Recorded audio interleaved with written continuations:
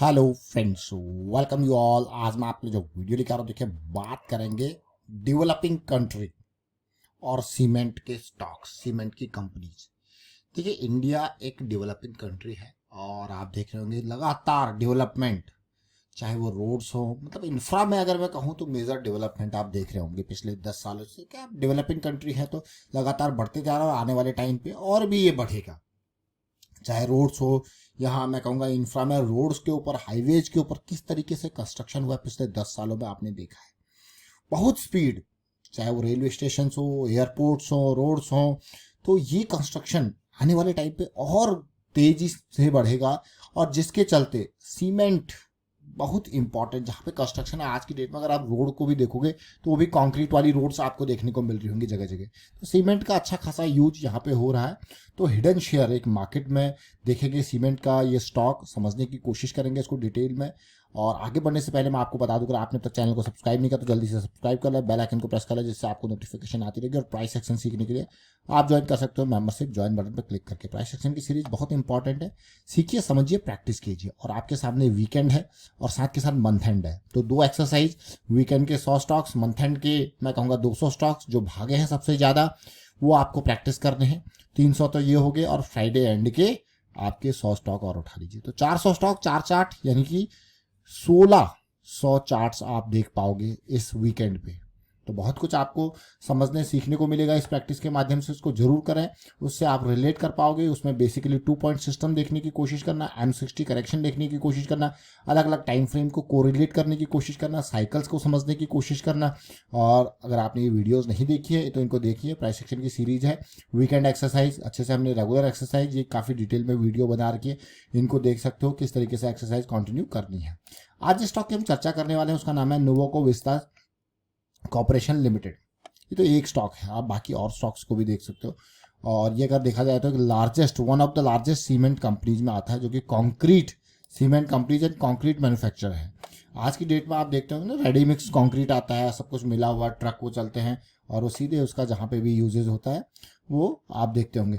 ये 13,000 करोड़ का market capitalisation, अच्छा खासा मार्केट कैपिटलाइजेशन मैं कहूँगा। और प्रॉफिट और रेवेन्यू लगातार कंपनी देखिए ग्रोथ वाली कंपनी है। रेवेन्यू को देखिए, प्रॉफिटेबिलिटी यहाँ पे एक मैं कहूँगा एक्सपेंसेस बड़े थे, अब देखिए एक्सपेंसेस में कटौती और साथ के साथ सीधे प्रॉफिटेबिलिटी में अच्छा खासा जंप। अब ये स्टॉक की हम चर्चा क्यों कर रहे हैं? अब स्टॉक की जब देखिए मार्केट में नया था, किस तरीके से आया था, उसके बाद फॉल देखने को मिला।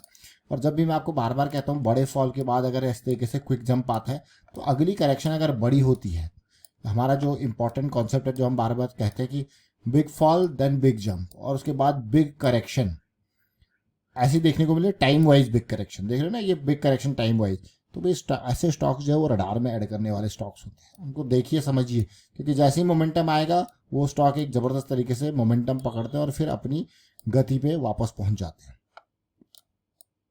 स्टॉक का नाम वीकली चार्ट।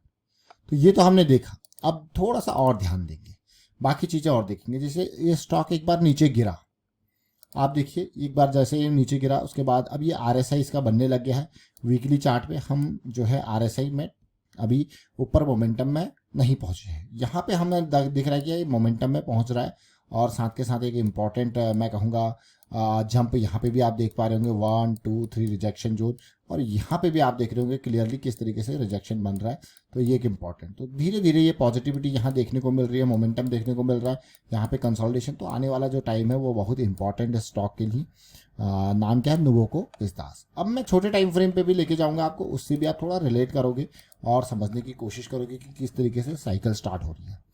तो अगेन यहाँ पे भी साइकिल स्टार्ट होती हुई, तो एक पॉजिटिव। अब यहाँ पे आप देखिए बहुत इंपॉर्टेंट, जैसे हमने वीकली चार्ट पे देखा मोमेंटम बन रहा है, यहाँ पे एक साइकिल की स्टार्टिंग देखने को मिल रही है। तो फिर से इसको रिलेट करेंगे और ये लाइंस ड्रॉ करने की मैं कोशिश करूँगा आपके सामने, ताकि आप इसको एक पैरेलल लाइन यहाँ पे ड्रॉ कर रहे हैं। देखिए, देख लो, ये लाइन से ड्रॉ कर दी, यहाँ पे एक रिजेक्शन यहाँ पे था। अगर ओवरऑल आप इसको देखोगे तो कुछ इस तरीके से सिचुएशन अभी आपको देखने को मिल रही है। तो ये जो कंसोलिडेशन है, तो अभी 363 का प्राइस है, मैं कहूँगा ये 380 का प्राइस जो हमारे लिए बहुत इंपॉर्टेंट। जैसे पॉजिटिविटी आएगी, ब्रेकआउट चल रहा है, कंसोलिडेशन चल रहा है near to the breakout buy entry और इंपॉर्टेंट जोन, देन आगे की जर्नी। बट अब रिस्क मैनेजमेंट के बारे में बात करते हैं। रिस्क मैनेजमेंट क्यों? क्योंकि जैसे मान लो मैं थोड़ा सा जूम करते हैं इस फैक्टर को, ताकि आपको ये राइट में जो प्राइस दिखे हैं वो भी दिखे क्लियरली। तो 380 पे मान लो एंट्री करते हैं और मुझे दिख रहा है यहाँ पे यार 300 के इर्द गिर्द जो है वो स्टॉप लॉस, मैं राउंड ऑफ करके फिगर को बोल रहा हूँ, 2-4 पॉइंट ये नीचे ही है बल्कि। तो 380 है, आपको दिख रहा है यार क्लियरली यहाँ पे 80 का रिस्क है, 80 पॉइंट्स का रिस्क मुझे देखने को मिल रहा है। और 80 पॉइंट का रिस्क है, इसका मतलब अगर मैं 100 शेयर खरीदता हूँ तो 8000 का लॉस यहाँ पे देखने को मिल रहा है। डीप रिस्क की अगर बारे में बात करें तो उसको आप और ऑप्टिमाइज कर सकते हो, जैसे पॉजिटिव जाएगा तो इमीडिएट लॉस आपको, स्टॉप लॉस ही आपको देखने को मिल रहा है। तो ये इस तरीके से ऑप्टिमाइज। और दूसरा डीप रिस्क के हिसाब से तो लॉस को सबसे पहले समझना है। ठीक है, हर वीडियो में इस चीज़ के ऊपर मेजर पॉइंट, इस मेजर ध्यान दिया जाता है कि लॉस को सबसे पहले समझना है। मतलब एंट्री से पहले आपका लॉस डिफाइन होना चाहिए। लॉस डिफाइन होने से क्या होता है कि लॉस डिफाइन होने से आप जब स्टॉक गिर रहा होता है तो आपको पहले पता होता है निकलना कब है, आपका प्लान तैयार होता है कि भाई निकलना कब है, और आप प्लान बना के ही एंट्री किए हो, ये मान के चलिए।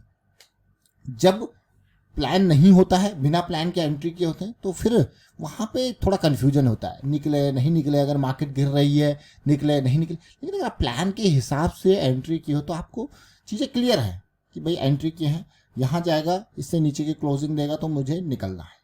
तो जब ये चीज़ कन्फ्यूजन क्लियर होता है, प्लान क्लियर होता है, तो फिर उसके बाद डर का जो संभावना होता है, डर का जो फैक्टर होता है वो हल्का पड़ जाता है। और दूसरा फियर फैक्टर को कम करने के लिए मैं आपको बार बार कहता हूँ कि हम बड़े टाइम फ्रेम को फोकस कर रहे हैं, monthly, weekly, daily time frame को, तो पोजीशन के साइज को, क्योंकि यहाँ पे रिस्क थोड़ा ज़्यादा होगा, तो पोजीशन के साइज को कम करके ये रिस्क मैनेज किया जाएगा, पोजीशन के साइज को कम करके। और डाइवर्सिफिकेशन, यहाँ पे देखिए एक चीज़ जरूर ध्यान दें, जब आप थोड़ा बड़े टाइम फ्रेम को यूज़ करते हो ना, तो मार्केट में कभी भी कुछ भी हो सकता है, डायनेमिक है। तो डाइवर्सिफिकेशन, मान लो एक रैंडम नंबर लेके चलते कि 5 लाख का आपका टोटल जो मार्केट में जो monthly, weekly, daily time frame के हिसाब से आप लेके चल रहे हो 5 लाख का कैपिटल है। तो कभी भी उसको तोड़ दीजिए, आप उसको तोड़ दीजिए 50 टुकड़ों में, 20 टुकड़ों, 25 टुकड़ों में तोड़ दीजिए उसको। 50 टुकड़ों में अगर तोड़ना है तो 10,000 का बैठ रहा है, 25 में तोड़ोगे तो 20,000 का बैठ रहा है ना। तो आपका जो पर शेयर का, जो हर शेयर पे, मतलब एक कंपनी के ऊपर जो आपका इन्वेस्टमेंट है, तो वो टुकड़ों के हिसाब से होना चाहिए कि कल को एक जो कंपनी है वो ध्वस्त हो गई, मान लो 5 लाख का था, आपने 50 टुकड़ों में तोड़ दिया, तो आपका क्या बैठा, पर शेयर का 10,000 ही तो बैठा है ना। तो 10,000 का इन्वेस्टमेंट आपका एक पर्टिकुलर कंपनी में लगा हुआ है मान के चलिए। अब वो कंपनी बिल्कुल खत्म हो गई, तो आपका लॉस कितना हुआ, कितना परसेंट लॉस हुआ, बिल्कुल जीरो होने में कितना परसेंट लॉस हुआ। तो ये समझिए, ये एक और तरीके का डाइवर्सिफिकेशन है इससे रिस्क मैनेजमेंट में। तो अब आपको पता है कि आपका प्लान क्या है, आपने इस तरीके से डाइवर्सिफाई किया है। म्यूचुअल फंड वाली सिस्टम है, जैसे वो क्या करते हैं, लार्ज कैप कैटेगरी में बड़ा एलोकेशन होता है उनका, और स्मॉल कैप में कम एलोकेशन होता है, उसी हिसाब से डाइवर्सिफाइड होता है, अलग अलग सेक्टर के हिसाब से एलोकेशन होता है, वो सारी चीज़ें हैं। तो ये जब अब जिस तरीके से आपको अपॉर्चुनिटीज़ मिल रही है, अपॉर्चुनिटीज़ दिख रही है, तो उसके हिसाब से एक और तरीके का डाइवर्सिफिकेशन है ना, टुकड़ों में तोड़ के रिस्क को और मैनेज करना। फिर पर्टिकुलर जो इन्वेस्टमेंट आपने कर रखी है उसके ऊपर दूसरा रिस्क मैनेजमेंट, तो एक नहीं बल्कि 2 रिस्क, डबल रिस्क मैनेज यहाँ पे करके चल रहे हो आप। तो चलिए फिलहाल वाइंड अप करता हूँ इस वीडियो को, और उम्मीद करता हूँ आपको समझ में जरूर आया होगा। आज हमने बात करी इस स्टॉक की जिसका नाम है नुवोको विस्तास, और उससे पहले देखिए हमने थोड़ी देर पहले ऑरेकल से सीखा था कुछ, और धानुका एग्रीटेक से सीखा था। इनसे आप भी सीख सकते हो, लास्ट वीडियो को देखिए। और बहुत अच्छे से हमने चीज़ें समझने की बात करी थी, एंट्री नंबर 1, एंट्री नंबर 2 के बारे में बात करी थी। और वीडियो को आप शेयर कीजिए, लाइक कीजिए, प्राइस एक्शन सीखते रहिए, प्रैक्टिस करते रहिए, वीकेंड का यूज कीजिए, प्राइस एक्शन की सीरीज का यूज कीजिए, देखिए, समझिए और प्रैक्टिस कीजिए। Thank you for watching the video.